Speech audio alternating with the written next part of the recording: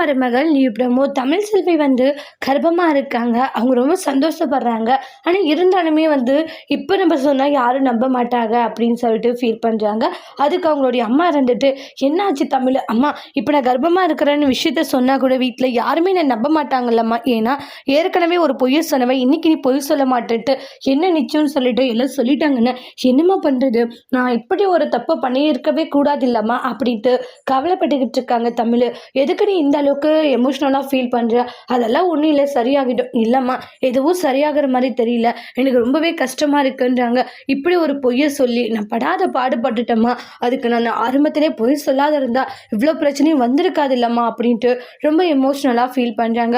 அதுக்கு அவங்களுடைய அம்மா இங்கே பாரு தமிழ், யார் தான் வாழ்க்கையில் பொய் சொல்லலை சொல்லு, எல்லாருமே சில விஷயத்தில் பொய் சொல்ல தான் செய்கிறாங்கன்றாங்க.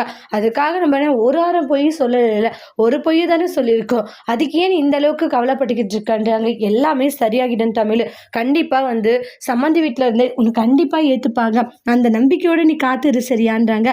எல்லாமே நடக்கும்ன்றாங்க. இப்போதைக்கு கர்ப்பமாக இருக்கிற விஷயத்த நம்ம சொல்ல வேண்டாம், சொன்னாலையும் அவங்க நம்புவாங்களான்னு கேட்டால் கண்டிப்பாக வாய்ப்பு இல்லை.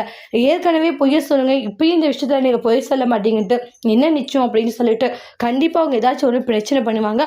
ஒரு கொஞ்ச நாளைக்கு அப்புறம் போட்டோம், இப்போ தான் அவங்க ஹாஸ்பிட்டல்லேருந்து வீட்டுக்கு வந்திருக்காங்க, அவங்க கோவம்லாம் போன பிறகு சொல்லிக்கலான்ற மாதிரி அவங்களுடைய அம்மா சொல்லிட்டு போகிறாங்க.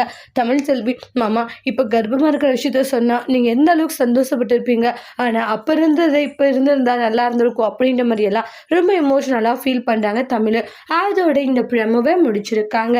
இனி வரக்கூடிய எபிசோட்ல என்ன மாதிரி ஒரு டோஸ்ட் வரப்போகுதுன்ட்டு வெயிட் பண்ணி பார்க்கலாம். தேங்க்யூ.